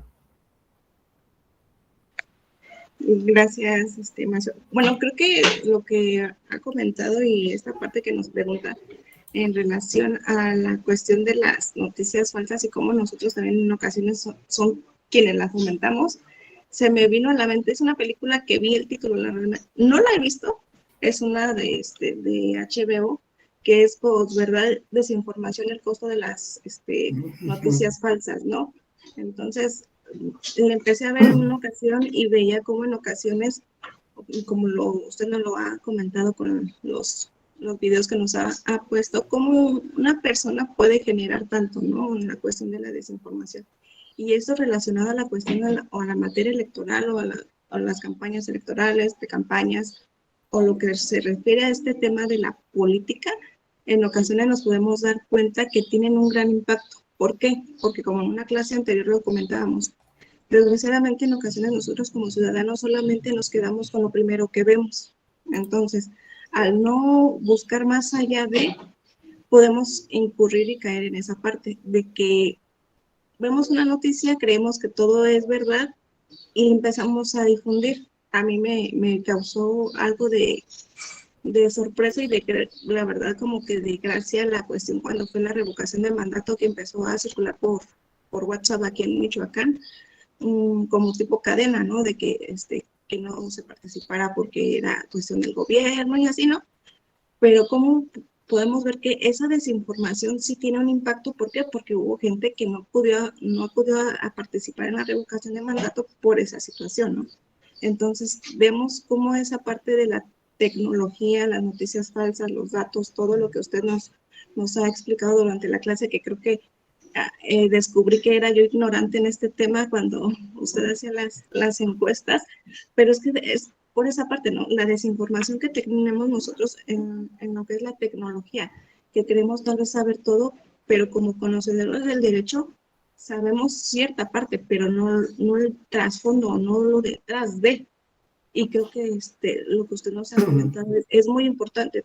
También en clases anteriores lo comentábamos. Creo que la tecnología sabe más de nosotros que nosotros de nosotros mismos, ¿no? ¿Por qué? Porque el celular, que ya no lo soltamos para nada, ya sabe a qué horas despertamos, qué es lo que hacemos, qué clase tomamos, a qué horas nos metemos a redes sociales y todo eso, ¿no? Entonces, ¿qué impacto tiene la tecnología en la política y las noticias falsas, ¿no? Entonces, nosotros como ciudadanos tenemos que hacer algo. Ok, no es que estemos en contra de lo que se difunda, sino hay que difundir la información que sea oportuna. ¿Por qué? Porque así como se lo hizo referencia, puede haber candidatos que pueden ganar o puede haber candidatos que por esa situación, pues sus campañas se vienen abajo. Entonces, creo que este es un tema de gran importancia actualmente, porque yo siempre he pensado, ya ahorita las precampañas y campañas principalmente se dan en las redes sociales. Entonces, esto sería cuanto, maestro. Muchas gracias. Sí, efectivamente, acabas de mencionar un punto muy importante sobre lo que se va viendo en cada campaña. Cada campaña se van haciendo sofisticaciones, campañas más sofisticadas que van siendo elaboradas. Recordemos hace unos años los casos de los influencers que estuvieron también publicando. En estas elecciones que acaban de pasar, la verdad es que todavía al menos no he visto yo una noticia así que haya resaltado tanto como la vez pasada, o al menos, puesto que fue más local, que fueron en 6 estados, pues a lo mejor no ha llegado tanto, o no han salido tantas la información. María de Lourdes Cortés menciona que hay formas seguras de usar las plataformas. Sí, ahorita vamos a ver un poco de eso y algunas, me parece que más adelante con el maestro Rafael Caballero, que es el coordinador del diplomado, van a ver un poco más acerca de esta parte de que es muy importante también lo que mencionó ahorita Carla, de que pues hay que conocer más. Es una cuestión de alfabetización, que conozcamos más sobre cómo se usan, quizás no para ser expertos, pero sí por lo menos para saber cómo están funcionando y qué hay detrás, qué va a pasar, o cómo podemos protegernos. Ahorita a ver esta parte de las formas seguras. Antes de ver eso, vamos a ver únicamente otro tema también que es más relevante, que ha afectado muchas cuestiones. Otra tecnología que también está afectando o llegando a ciertas, afectar a ciertos derechos, que es lo que se conoce como el reconocimiento facial.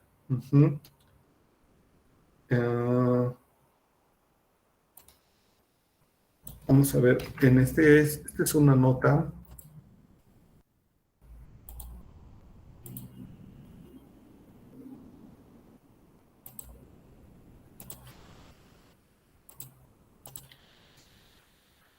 Sobre un caso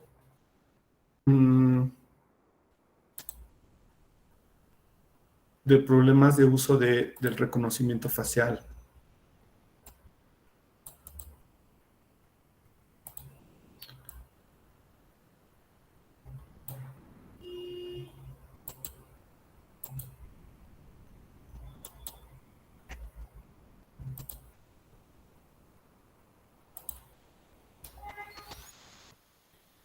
Este es un caso donde Facebook se disculpa porque su algoritmo de inteligencia artificial estaba etiquetando a personas de raza negra como primates.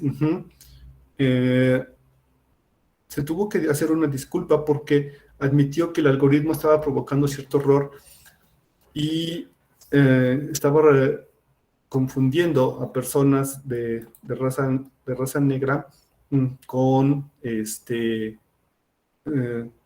primates. En este caso, ¿cómo funciona esa parte de los algoritmos y demás? Porque hay un uso, se ha emprendido en Estados Unidos y en otros países alarmas sobre el excesivo uso del reconocimiento facial.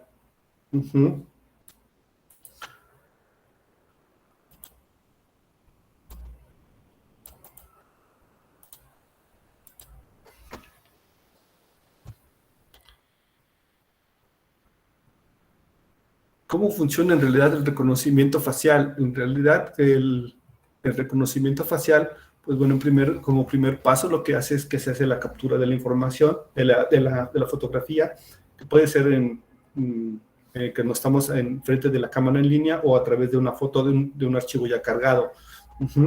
El algoritmo lo que hace es que hace la detección para validar que sea un rostro y detectar ciertos patrones. Con esto elabora, como paso 3, elabora una plantilla que posteriormente empieza a comparar. En este caso, el uso del reconocimiento facial, tan a la mano que tenemos incluso en los teléfonos celulares, se utiliza, por ejemplo, en los teléfonos celulares, sería para este caso de cuestiones de verificación, donde se verifica que las características estás hablando con la persona que está en ese momento, y se verifica y se da el acceso. Digamos, es como funciona en los teléfonos celulares, que actualmente ya tienen esta capacidad para hacer el reconocimiento y desbloquearse con el reconocimiento facial. Y otro uso que se da es justamente, por ejemplo, la identificación, que lo que se hace es que una vez que se obtiene la plantilla con los rasgos de la persona, se procesa y se pasa para una identificación contra un banco de datos donde se obtiene la información para corroborar si existe algún Este es el caso que una relación para cuestiones, por ejemplo, de cuestiones criminales. Sí, Fran.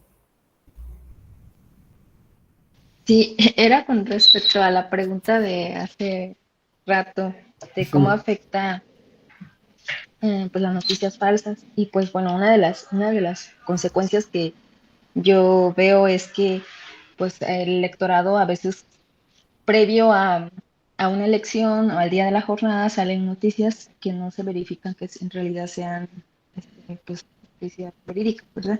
Entonces los ciudadanos pues salimos a votar emocionalmente, o sea, somos muy emocionales y acudimos y votamos, no dimensionamos que a lo mejor pueden ser noticias falsas, que pues están en una campaña, ¿no? Y es normal que empiecen a hacer campaña negra, campaña negativa. Entonces nosotros debemos de hacer el hábito de concientizar la información que se está recibiendo y pues analizar las fuentes de dónde provienen, ¿verdad? Y bueno, también afecta en la equidad en las contiendas, porque pues a lo mejor un candidato sí pues le sacan noticias negativas, en cambio hay candidatos que no. Bueno, que a estas alturas ya todo el mundo ya no sabemos quién es quién dice la verdad, ¿verdad? Entonces ese es el trabajo que nos toca a nosotros hacer, investigar.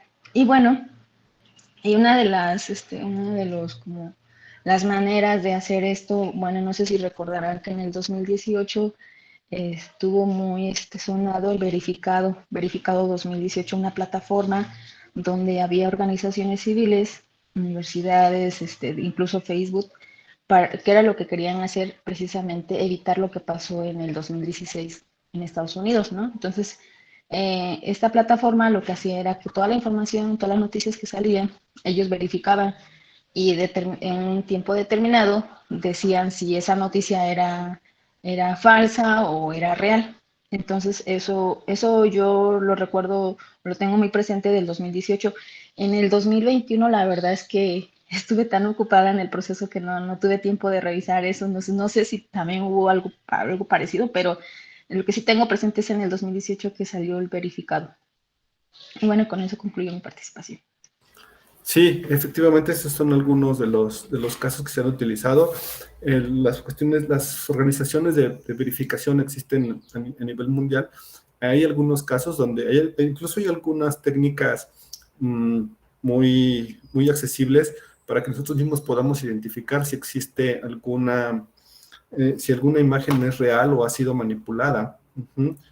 Son unas técnicas muy, muy accesibles. Si hay tiempo más adelante las podríamos checar. Ahorita lo que me gustaría mostrarles ya para esto y que me gustaría que se llevaran un poco es una manera de cómo proteger nuestros datos personales, algunas cuestiones que podemos elaborar, que podemos tener como usuarios finales en cuestiones tan sencillas, incluso, por ejemplo, de proteger la información de nuestros teléfonos celulares, y para que vean también cuánto es la información que están recopilando el Internet, y no solamente una empresa, sino diferentes empresas que están recopilando cada vez que estamos navegando, por ejemplo, en Internet. Este video que les voy a compartir ahora es un ejercicio que hice en mi teléfono celular, en un teléfono que tenía anteriormente. Vamos a ver en se los voy a ir narrando. En esta primera etapa, voy a consultar una nota de principios de la pandemia y vamos a ver cómo va funcionando en cada caso.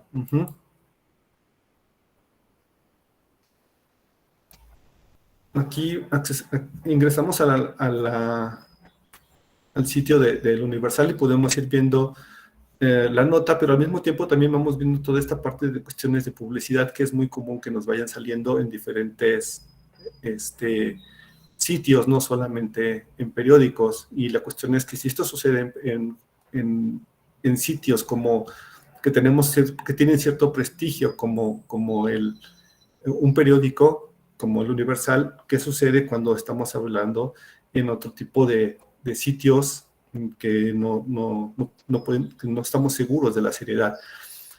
Esto es utilizando el navegador. Pues ahorita voy a utilizar este navegador que se llama DuckDuckGo, que lo que hace es que filtra la información.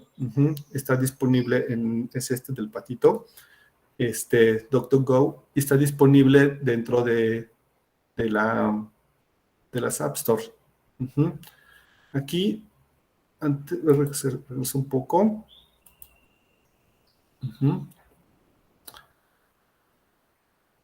Quiero que vean atención en esta parte del navegador. Ahorita vamos a regresar a explicarlos, pero es que esto después se borra. Quiero que lo vean ahorita. En esta parte donde está la barra de direcciones. Y vamos a ver.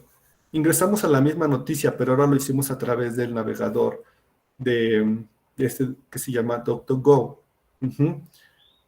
Y lo primero que notamos, por ejemplo, es que ya no tiene publicidad. Podemos leer la nota sin publicidad. Los comentarios, estas cuestiones, pues sí, pertenecen al sitio, incluso estas notas adicionales que nos incluyen siempre, pero si se fijan, en esta parte no hay publicidad. Lo que hace este navegador es que nos permite estar en Internet con un poco más de privacidad, y cuando hacemos clic en este icono que les había mostrado al principio, donde aparece la clasificación, nos dice, por ejemplo, que ya nos da la información que ha bloqueado rastreadores.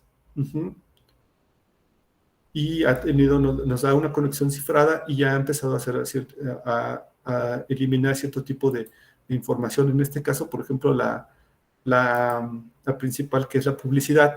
Y podemos observar que no solamente está siendo revisada por las compañías como Facebook o como Google, sino hay otras que son también las que estuvieron teniendo acceso en ese momento. Todo esto fue realizado, se leyó o se intentaron leer la información mientras yo veía la información, mientras yo veía la nota. ¿Sí? Con este navegador lo que hicimos fue que filtró todo ese tipo de información, nos permite una navegación más anónima, un poco más anónima, y bueno, en este caso nos elimina la publicidad. Y al mismo tiempo va bloqueando rastreadores de la información donde estamos navegando. Este tipo de medidas las podemos tomar justamente para protegernos un poco más dentro de Internet, y poder tener más a salvo nuestros datos, nuestras cuestiones privadas, que son tan importantes como incluso lo que estamos revisando en cada momento, y para que vean cómo justamente se va haciendo el rastreo de todo este tipo de datos que se van recopilando, que se van almacenando. Aquí es donde volvemos a la parte del Big Data, donde todo lo que se estaban leyendo fue almacenado en una base de datos que posteriormente será utilizada para cuestiones que no sabemos o que no estamos seguros. Pues con medidas como esta, por ejemplo, utilizando este tipo de navegadores, pues facilitan, nos permiten tener un poco más de seguridad a nosotros para poder protegernos. Bueno, no sé si tengan algún comentario, alguna pregunta, algo que quisieran que mencionemos. ¿Algo más? ¿Algo que les haya quedado duda o alguna cuestión que quieran que revisemos de lo que lo que hemos visto a lo largo de este tiempo? Sí, Manuel. Sí, le agradezco mucho, gracias. Voy a versar sobre algo que desconozco propiamente, sobre cuestiones digitales y de ese tipo de cosas. pero lo que sí puedo recuperar a partir de la exposición de usted es de que entonces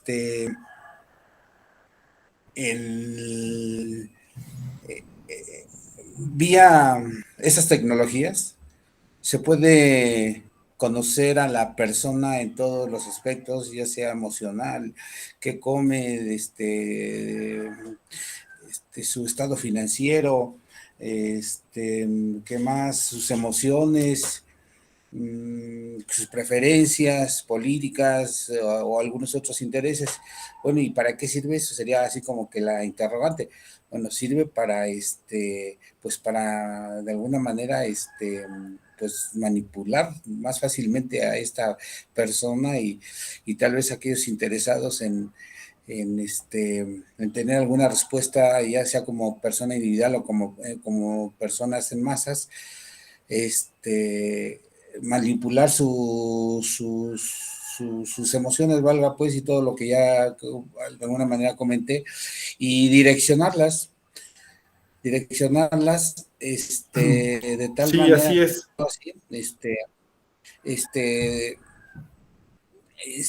para un interés, creo que yo había ahí, para un interés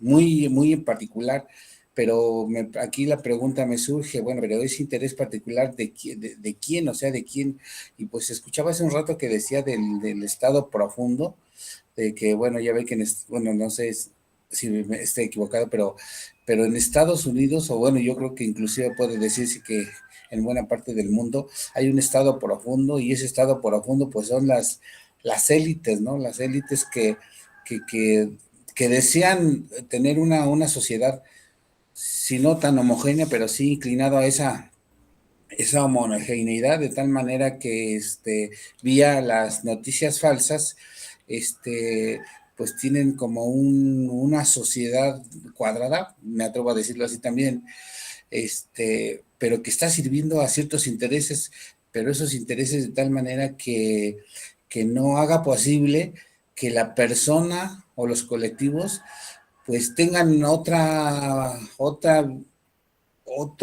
visión de mundo, y que los intereses no sean, me atrevo a decirlo también, no sean comunes, y que de alguna manera pues no se trastoque pues el bien económico de esas élites. Me estoy atreviendo a decir cosas que a lo mejor no son muy, muy propias, pero veo que el instrumento bueno, las tecnologías sirven para eso, porque si se están dando noticias falsas, bueno, ¿para qué sirven las noticias falsas? O sea, pues para distorsionar la realidad. Entonces, que el sujeto pues no tenga una claridad de lo que está viviendo. Gracias. Sí, muchas gracias, Manuel. Sí, efectivamente lo acabas de mencionar, y ese es el resultado, distorsionar. Debemos tener cuidado cada vez que, como se mencionaba, el acceso.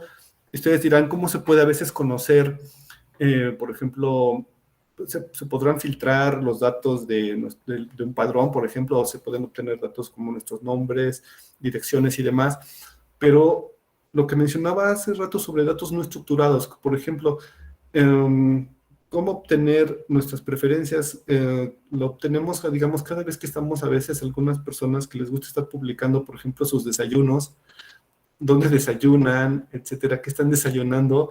O sea, es fácilmente con esa información rastrear cuáles son las preferencias y en dónde son los lugares donde se mueven. Y con ese tipo de información es fácilmente de direccionar qué tipo de publicidad o qué tipo de información es la que necesitamos que le mande a esa persona. Están preguntando cuál es el nombre del navegador que les acabo de mostrar. Se llama DuckDuckGo, ya se los escribí. También Jesús te lo pregunta que las pestañas de incógnito de Google, ¿qué tan privadas y seguras son? Sí son seguras, en cierta medida, porque te permiten, lo que te hacen las de Google Chrome es que no guardan la información de a dónde ingresaste. Por ejemplo, si esto está relacionado con algo que se llama las cookies, que son los rastros que se van dejando. Por ejemplo, la cuestión es qué tanto pueden servir o qué tanto lo necesitas. Por ejemplo, si eres un usuario del banco, a veces nos acostumbramos a que cuando entramos ya tenemos nuestras preferencias, ya aparecen cierto tipo de situaciones. Eso ya está almacenado y se queda guardado en la computadora, nuestra computadora personal. Y si tenemos cierto grado de seguridad mínimo en nuestra computadora, pues no hay ningún problema.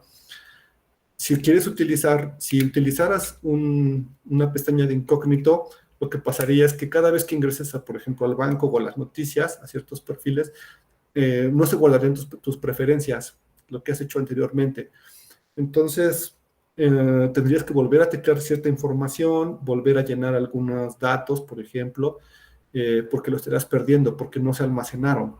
No son completamente muy seguras, pero es un cierto grado de privacidad, de anonimato, por ejemplo, y de que por lo menos no estés dejando rastros. Si vas a ingresar a cierta página, no se queden almacenadas allí que ya almacenaste, porque en cuanto cierras la pestaña de incógnito, lo que hayas visitado ahí se destruye.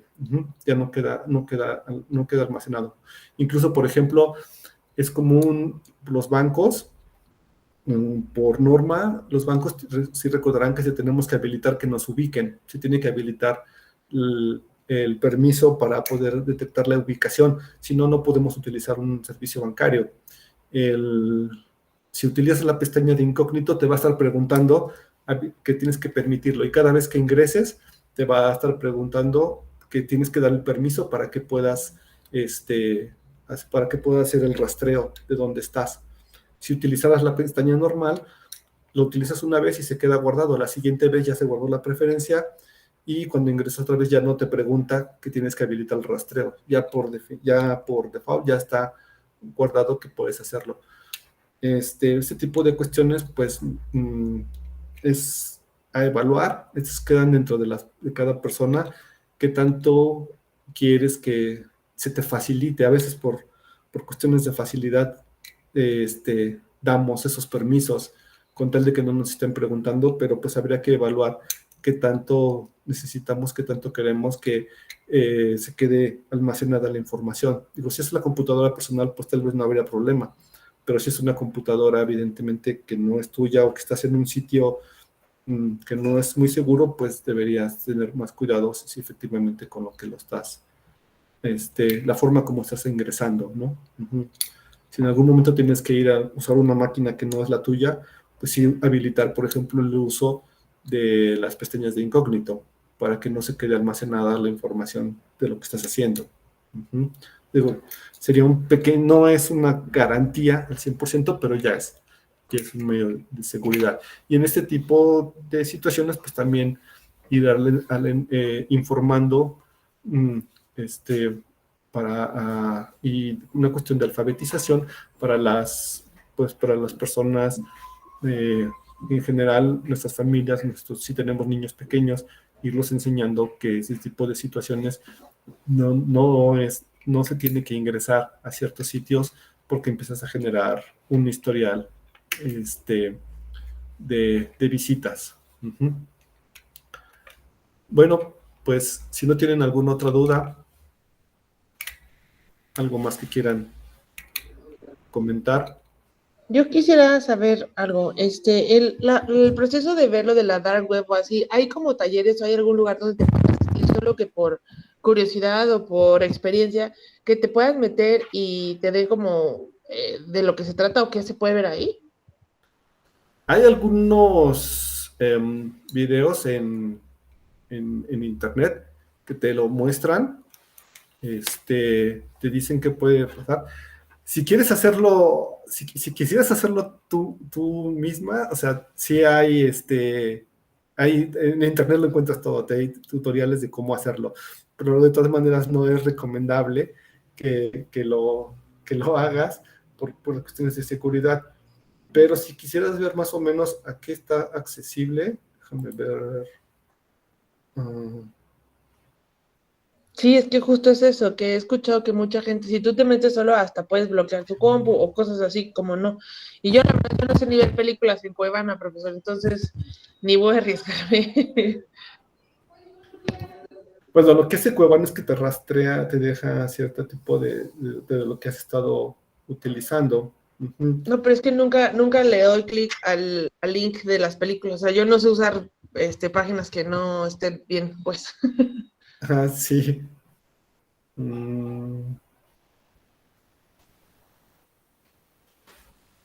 Hay unos de este mismo de TW, déjenme ver, sí, los tengo por aquí. Respecto a cómo se ven, por ejemplo, cómo se ingresa, cómo se tienen acceso, por ejemplo, hay un video donde hacen una compra donde se buscan, por ejemplo, compra de armas. Ujú. Cómo se accesa a la dark web y van teniendo acceso a que se empiezan a mostrar cierto tipo de información. Ahora, lo que les mencionaba hace rato respecto a, por ejemplo, que a veces incluso no es tan complicado, es decir, las situaciones podrían parecer que, como por ejemplo lo que mencionamos del padrón,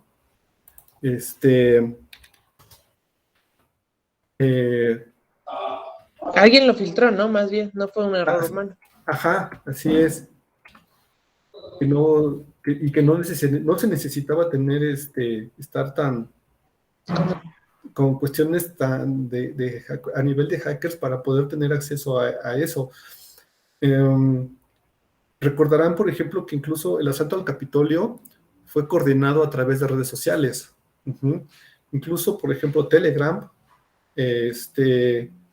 tiene canales donde pueden encontrar cierto tipo de situaciones. Ujú.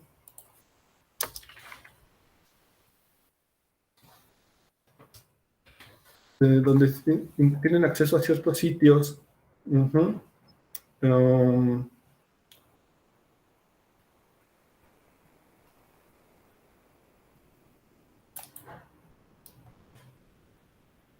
A ver, este es el que les mencionaba.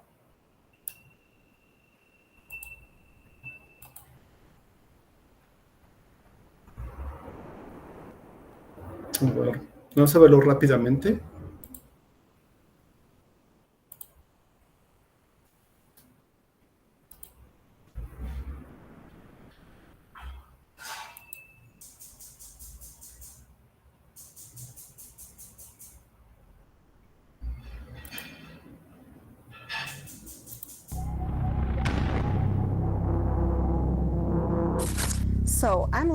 Necesito un arma. Digamos que quiero deshacerme de alguien o quizás esté asustada y un arma me ayudará a dormir mejor. En la Darknet se puede comprar todo de forma anónima. Y en un par de días recibo el arma en casa. ¿Es realmente así de fácil? Vayamos por partes. Para entrar en la red oscura necesito un navegador como Tor. Usarlo es legal y para muchos es una cuestión de privacidad. Así que mientras no se use con fines ilegales, se puede usar.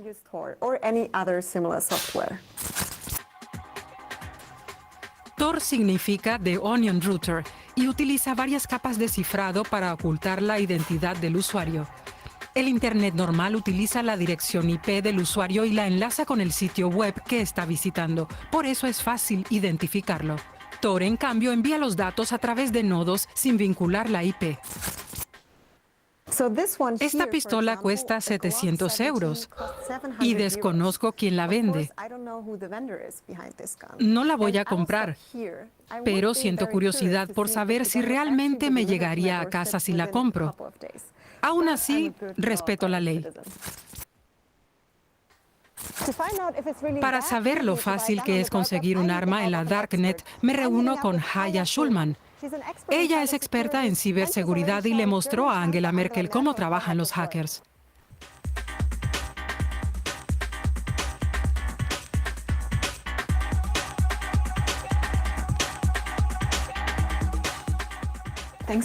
Gracias por reunirte conmigo.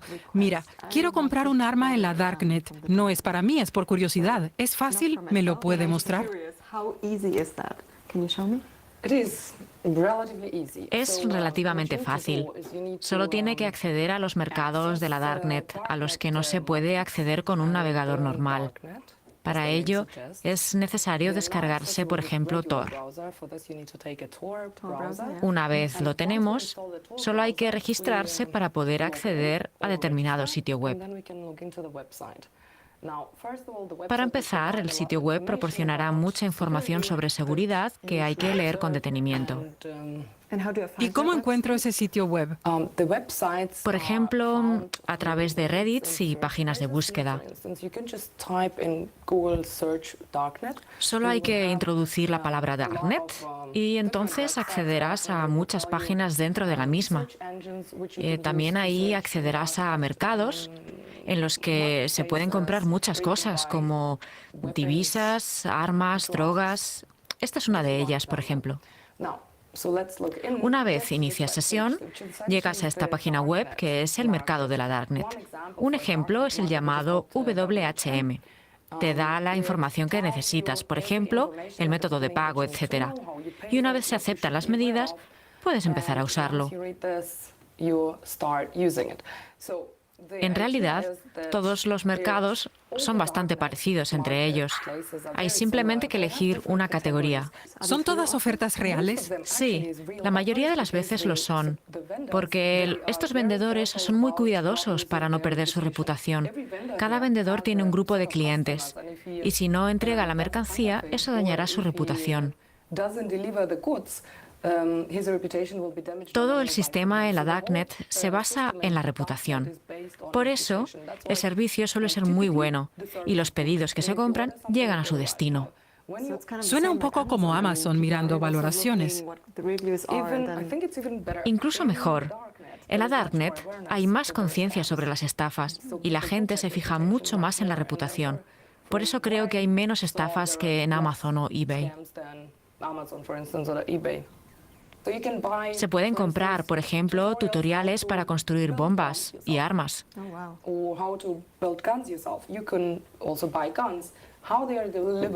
¿Cómo se entregan? Pues la entrega se hace por DHL, por correo normal. El remitente puede enviarla de forma anónima. Se va a correos y se envía. En correos se acepta cualquier cosa. Es muy difícil que la policía lo descubra, porque todo se envía en paquetes. ¿Y quién hace un análisis de lo que se envía? Los únicos son los de la aduana. ¿Chequean los paquetes? Sí, pero no comprueban todos los paquetes. Y si lo hacen es por otras razones. Si encuentran drogas y armas, entonces llaman a la policía. Pero estas transacciones suelen pasar desapercibidas. Es difícil saber si hay armas o no en un paquete. Así que sí, solo tienes que escribir lo que quieres en la búsqueda, armas o lo que sea, y todo eso se puede comprar en la Darknet.